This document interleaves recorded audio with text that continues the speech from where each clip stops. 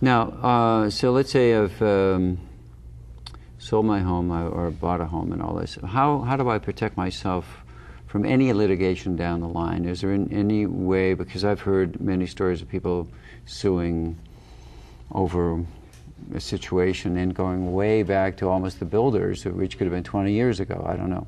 But how do I protect myself from any eventuality?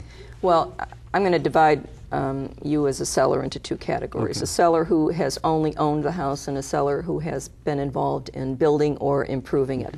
The seller who all he has done is own the house, he bought it from somebody else, has lived there a number of years.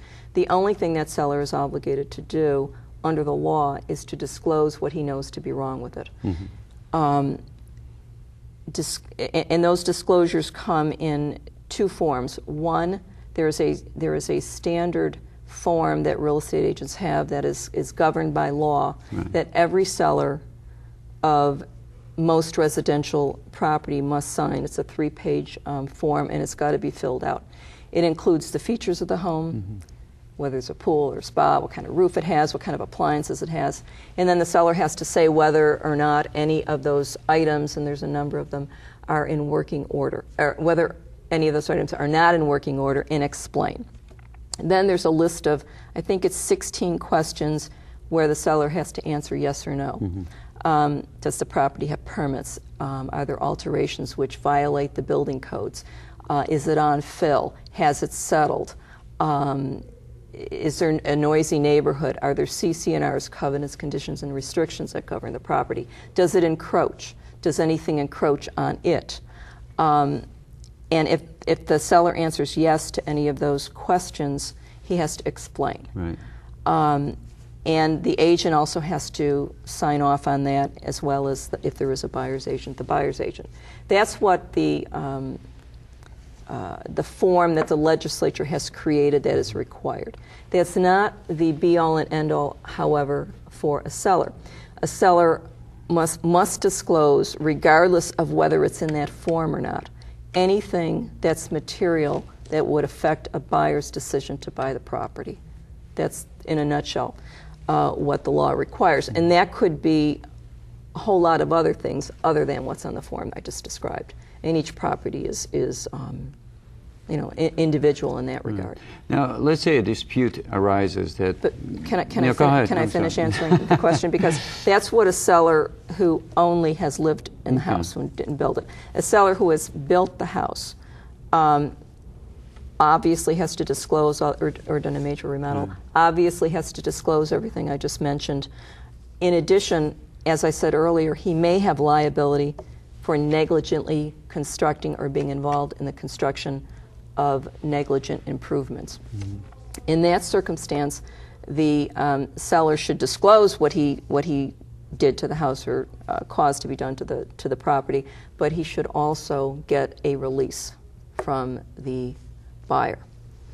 And that release should protect him from any lawsuits the buyer might contemplate filing in the future for negligent construction. Mm-hmm. Now, if there are any, let's say some disputes arise from the transaction and all this, now what, does that mean you have to go to court? Is there another way to resolve these disputes? Are there mediators available? Well, how does that usually work? Loaded question, let me break it up. The typical real estate purchase agreements that most agents use, and I would say that type of a form is used almost universally in California for residential properties, provides for mediation if a dispute arises between the buyer and the seller. There is also a provision that both sides can sign if they don't want to end up in the Superior Court if a dispute arises, whereby they can agree to arbitrate the dispute. Okay. And arbitration is, in essence, a private trial where you hire somebody, a lawyer, a retired judge, to hear your case and make a decision. It's different from mediation because mediation is, in essence, a settlement discussion between the two sides where the mediator does not make a decision. Okay. An arbitrator makes a decision. It's like a judge, but you're not in a courtroom. You don't have a jury. What's the best way to go usually? You know, it really depends. Some people are fans of arbitration, and some don't like the restrictions of arbitration. Arbitration, typically, you don't have the right to pretrial discovery. You have some, but not as much as you would in a superior court proceeding. What are some of the typical cases that you get involved with? Lawsuits. Right.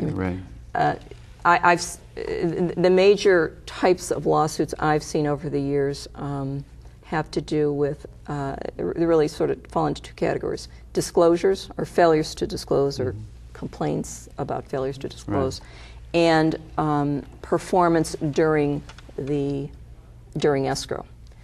And the disclosures can be anything from, you didn't tell me you put in an insurance claim on the property. You didn't tell me that the roof leaked. You didn't tell me that the foundation was cracked. So all the things we talked about are the things we talked about. And then the performance issues are that can arise during the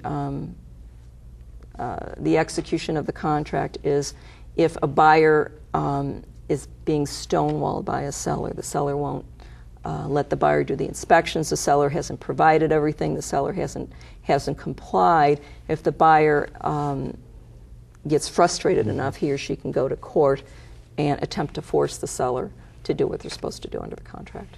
And that often involves liening the property, which is called a lis pendens. What is one of the most complex cases that you've dealt with?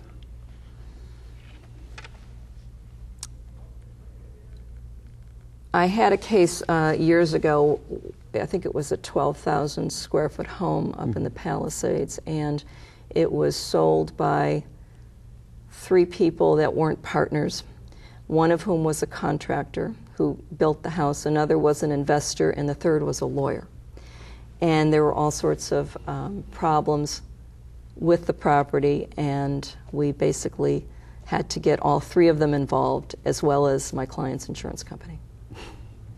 Do you ever deal with some of the celebrities out on the West Side at all? Or? From time to time. Well, thank you very much. Thank you for joining us in Law Matters. Our guest today was Laurie Murphy. She's with the law firm of Valensi Rose. She's a partner there, and her area of practice is real estate. And thank you for joining us. See you next time.